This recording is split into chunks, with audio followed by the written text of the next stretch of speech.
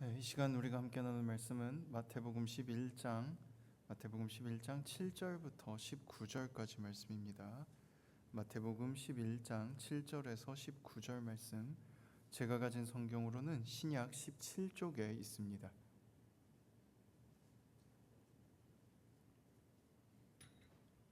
마태복음 11장 7절에서 19절. 감사합니다. 그러면 한 목소리로 함께 읽겠습니다. 함께 읽습니다.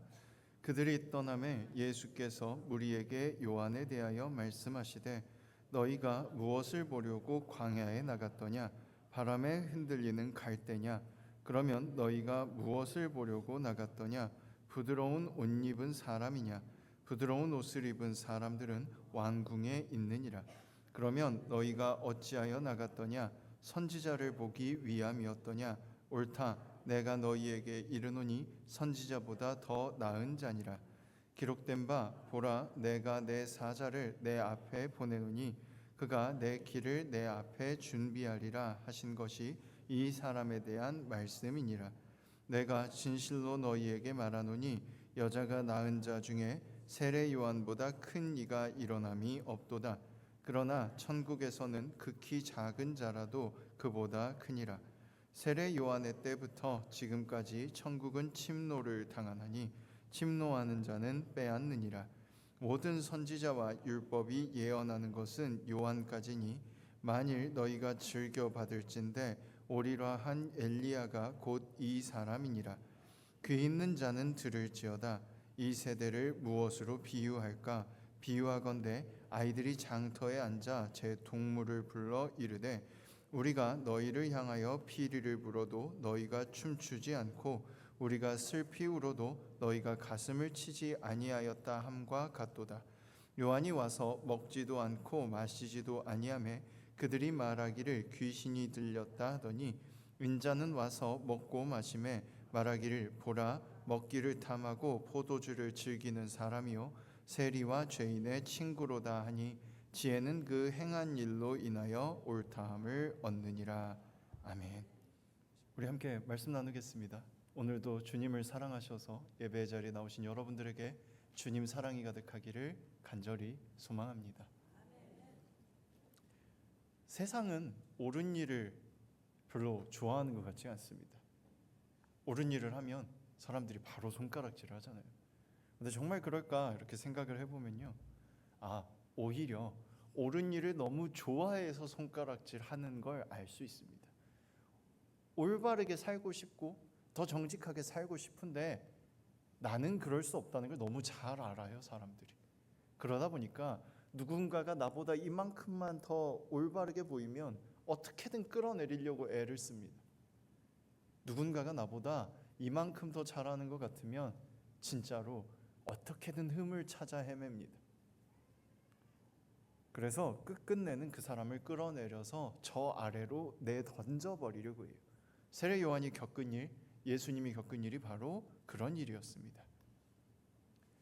오늘 이야기를 보면요, 세례 요한에 대한 얘기를 예수님께서 쭉 하고 계셔요. 그래서 사실 읽은 말씀 이전에 2절부터 좀 읽었어야 되거든요. 2절부터 읽어보면요, 요한이 옥에 갇혔는데 예수님의 소문을 듣고 정말 당신이 우리가 기다리는 그 사람입니까?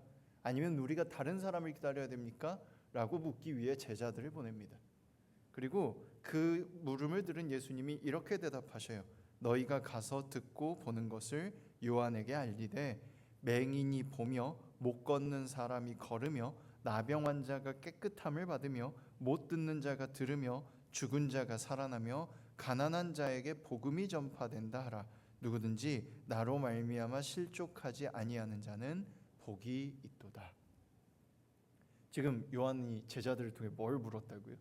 당신이 오실 그분입니까? 우리가 기다리던 그 구원자가 맞습니까? 우리를 이 로마의 지배에서 벗어나서 하나님 나라를 회복시켜 주실, 다윗의 나라를 회복시켜 주실 그분이 맞습니까? 이렇게 물은 거잖아요. 근데 거기에 대해서 하신 답변이 보고 듣는 것을 요한에게 말하는데 앞을 못 보는 자가 보게 되고 못 듣는 자가 듣게 되고 못 걷는 자가 걷게 되고 문둥병자, 나병 환자가 병에서 낫게 되고 수많은 사람들이 회복되고 죽은 자가 살아나고 가난한 자에게 복음이 선포된다. 이걸 말하라는 겁니다. 제자들이 그 말을 듣고 요한에게 떠난 후에 이제 예수님이 당신을 따르던 그 무리에게, 제자들을 포함한 그 수많은 사람들에게 요한에 대해서 말씀하시기 시작합니다. 사람들이 무엇을 보려고 광야에 갔느냐? 좋은 옷 입은 사람이냐? 아니면 선지자냐? 선지자보다 나은 사람인데 그가 곧 예언의 그 사람이고 그가 여성의 몸에서 태어날 수 있는 나중에 가장 큰 사람이다. 그런 사람들 중에 가장 큰 사람이다. 그러나 천국에 가서 하나님 나라가 이르면 그때에는 가장 작은 자도 그보다 크다 라고 얘기를 하시면서 이런 얘기를 덧붙이십니다. 세례 요한의 때부터 지금까지 천국은 침노를 당하나니, 침략당하고 노략질 당한다는 거죠. 그래서 침노하는 자가 빼앗는다고 말하고 있어요. 모든 선지자와 율법이 예언한 것이 요한까지고 오리라 한 엘리야가 이 사람이고 그런 시대가 왔다. 예언이 다 이루어졌고 이제 천국이 침노를 당하고 있다라는 얘기를 하고 계신 거예요. 도대체 왜 이런 얘기를 하셨을까? 다시 한번 앞으로 돌아가야 됩니다. 읽지 않았지만 방금 설명드렸던 2절부터 6절까지의 내용으로 돌아가야 되는 거예요. 하나님 나라가 일어났습니까? 그리스도가 이 땅에 오셨습니까? 당신이 정말 그리스도입니까? 라는 물음에 대답하신 그 대답을 보면요, 사실은 마땅히 이루어져야 될 일들을 말하는 거예요. 물론 못 보던 자가 보게 되는 기적, 듣지 못하던 자가 듣게 되는 기적, 병 걸린 자가 치유되는 기적이 일어났지만 그 기적과 동시에 같은 눈높이에서 일어나는 것이 가난한 자에게 복음이 선포된다는 겁니다. 즉 그 시대에 소외되어 있고 괴로워하던 이들, 율법에 의해 정죄당하고 쫓겨났던 이들, 생계가 어려워서 어쩔 수 없이 율법을 지키지 못했던 이들, 그들에게 하나님의 복음과 기적이 일어나고 있다라고 말씀하시는 거예요. 하나님의 정의가 선포되고 이루어지고 있다는 의미입니다. 당신이 그리스도입니까? 라는 물음에 그렇게 대답했다는 거예요. 그리고 나서 하시는 말씀은 이 맥락에서 요한에 대해 얘기하고 있는 겁니다. 세례 요한이 이 시대에 하나님의 복음을 들고 세상의 손가락질과 억압에도 무너지지 않고 끊임없이 하나님을 외쳤고 그리스도를 전파했고 하나님 나라를 예비했어라는 얘기를 예수님이 쭉 하시는 거예요. 즉 이 이야기는 요한도 하나님의 정의를 가지고 열심히 나아갔다라는 겁니다. 그에 대한 대표적인 얘기가 바로 그거죠. 수많은 무리들이 와서 세례를 받을 때 그중에 사두개인과 바리새인들이 섞여 있었는데 요한이 그들을 향해서 외칩니다. 독사의 자식들아, 너희가 도대체 여기가 어디라고 왔느냐? 왜 너희가 회개를 받고 용서를 받으려고 하느냐? 라고 요한이 그들을 훈계합니다. 율법을 손에 쥐고 자신들은 율법적으로 옳고 죄가 없다고 수많은 사람들을 율법에 입각해서 죄인으로 만들었던 그들을 향해서 오히려 정죄받았던 이들에게는 회개의 세례를 베풀어주고 정죄하던 이들에게는 너희의 죄값을 달게 받으라고 요한이 선언하는 거예요. 그런 맥락에서 예수님이 하신 사역과 요한이 행했던 그 세례는 같은 위치에 있음을 알 수 있습니다. 예수님께서도 하나님 나라의 사역을 하셨고 요한도 하나님 나라 사역을 하는 겁니다.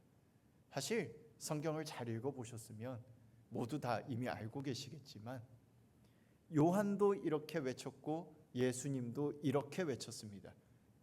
회개하라, 천국이 가까이 왔느니라. 세상을 향해 올바름을 외친다는 건 그런 겁니다. 우리가 지금 하고 있는 것이 진짜로 하나님의 정의에 입각해서 올바른지를 돌아보고 당연히 그럴 수 없기 때문에 끊임없이 회개하며 하나님 나라를 이뤄가는 것, 하나님 나라가 이곳에 올 것이라는 것을, 도래할 것이라는 것을 믿으며 지금 올바름을 행하는 것, 바로 그것이 올바름을 사는 것이고 하나님의 뜻과 정의를 따라 살아가는 삶이 되는 겁니다. 항상 회개에서 출발해야 되는 거고요. 하나님의 나라가 오기를 바라야 하는 거죠. 예수님도 요한도 하나님 나라 사역을 하셨습니다. 그런데 그것을 시기한 이들이 있었어요. 하나님 나라를 전파하는 그들의 목소리에 딴지를 거는 이들이 있었습니다. 미워서 그랬을까요? 아니면 진짜로 내 권력이 작아질까 봐 그랬을까요? 아니요. 그들도 다 알고 있습니다. 그것이 옳다는 것도 알고 있고 자신들이 하고 있는 것이 잘못된 것이라는 것도 알고 있어요. 그러면 왜 그 잘못된 것을 놓지 못했느냐? 지금 상황과 시대에 어쩔 수 없이 이렇게 해야 해 라고 생각하고 있었습니다. 로마의 지배를 당하던 시대에 하나님의 복음을 전하고 하나님 나라를 외치면 그 순간부터 반역자가 되는 겁니다. 그들 입장에서는 독립운동을 하는 거고 하나님 나라를 선언하는 것이고 종교활동이 될 수 있겠지만, 로마의 입장에서는 신의 아들이자 왕이 딱 버티고 있는데 또 다른 왕이 있다고, 오히려 그 왕보다 더 높은 하나님이 우리를 통치하고 있다고 선언하는 것은 사실 다 같이 죽자는 것밖에 안 되는 거예요. 그러니 그들은 소극적으로 율법을 말하고 지금 우리가 힘을 모아야 한다고 그 율법 안에서 힘 있는 자들을 끌어 모았습니다. 그래서 예수님이 부활승천하신 후 몇 년 지나지 않아서 예루살렘 성전에서 반란이 크게 일어나거든요. 그 반란으로 인해서 수많은 유대인들이 죽임당했고 거기서 포기하고 로마에 복속되어서 1950년대 2차 세계대전이 끝나는 때까지 유대인들이 전 세계를 떠돌게 되는 건데요. 자신들의 생각에는 이 정도 힘이 모여야, 이런 정도의 에너지가 모여야 가능하다라고 말하고 있었던 겁니다. 우리가 모르는 게 아니야. 근데 지금은 그래선 안 돼 라고 얘기를 하는 거예요. 왜 그렇게까지 해? 우리도 모르는 거 아니라니까? 당신이 정말 선지자야? 당신이 정말 그리스도야? 당신이 정말 예언 속의 엘리야냐고 이렇게 외치며 따지고 들었던 거예요. 그래서 예수님께서 침략해 들어오는 그들, 불안 속에 끊임없이 떨며 하나님 나라를 살아가려고 하는 예수님과 함께하고 요한에게 회개의 세례를 받았던 그들 안에 생긴 하나님 나라를 빼앗기 위해서 다가왔던 저 사람들을 이렇게 비유합니다. 17절부터입니다. 정확히 말하면 16절부터인데요. 이 세대를 무엇으로 비유할까? 비유하건대 아이들이 장터에 앉아 제 동물을 불러 이르되 우리가 너희를 향하여 피리를 불어도 너희가 춤추지 않고 우리가 슬피 울어도 너희가 가슴을 치지 아니하였다 함과 같도다. 이 사람들이 하나님 나라를 위해서 열심히 힘을 모으고 우리도 올바름을 위해서 열심히 애쓰고 있는데, 바로 당신 세례 요한과 예수, 당신들은 왜 우리와 함께 하지 않아? 왜 우리와 똑같이 하지 않느냐고. 그래서 그것을 예수님께서 다시 풀어서 말씀하시죠. 요한이 와서 먹지도 않고 마시지도 아니하매 그들이 말하기를 귀신이 들렸다 하고, 인자는 와서 먹고 마심에 말하기를 먹기를 탐하고 포도주를 즐기는 사람이요 세리와 죄인의 친구로다. 그런데 무엇으로 증명된다고요? 지혜는 그 행한 일로 인하여 옳다함을 얻느니라. 세례 요한과 예수님이 했던 행위만을 보면 전혀 달라요. 세례 요한은 끊임없이 절제하고 검소하게 살고 메뚜기와 석청만을 먹고 술도 입에 대지 않고 사람들에게 회개를 전파했습니다. 예수님은 함께 먹고 마셨고요. 함께 포도주도 드시고 빵도 드시고 고기도 드시고 잔치 자리에 늘 함께 가셨고 그들과 함께 기뻐했고요. 심지어는 세리와 죄인들과 함께 그 집에 들어가서 음식을 나눠 먹었습니다. 사람들에게 손가락질 당할 만한 일들을 했어요.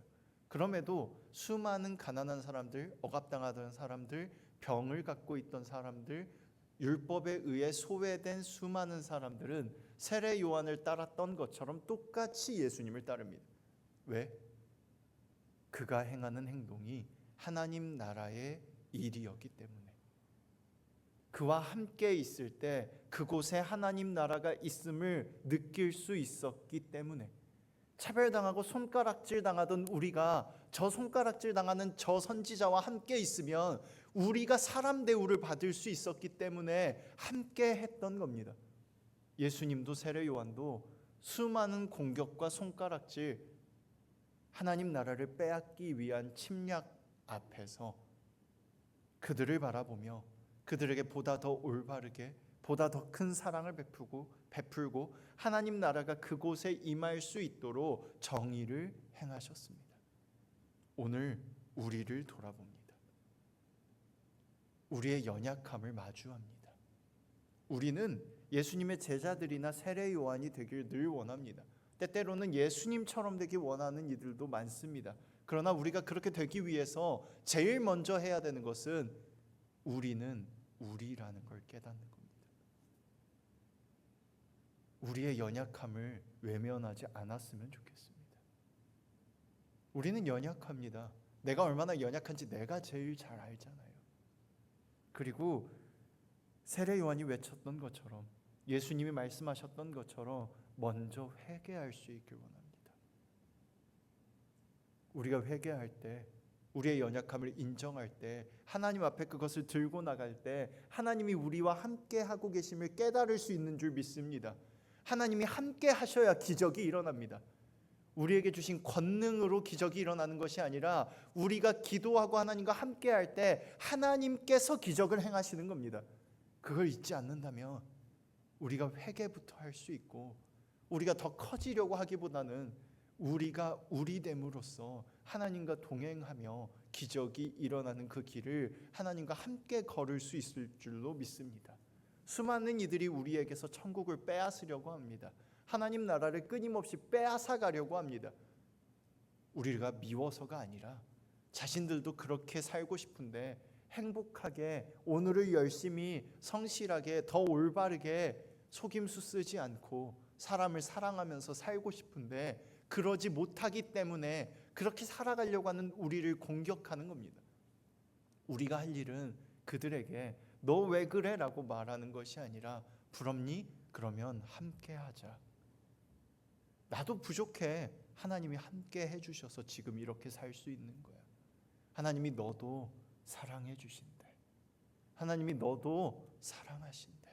우리 함께 그렇게 살아보자 라고 말하는 겁니다. 주님 안에 주님과 동행하며 하나님 나라를 빼앗기지 않고 오늘도 하나님 나라를 살아가는 저와 여러분, 우리가 될 수 있기를 간절히 소망합니다. 기도하겠습니다.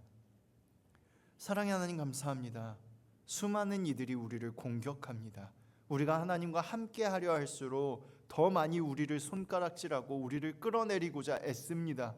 그러나 그들의 마음속에 있는 것이 시기이고 질투임을 지금 바라봅니다.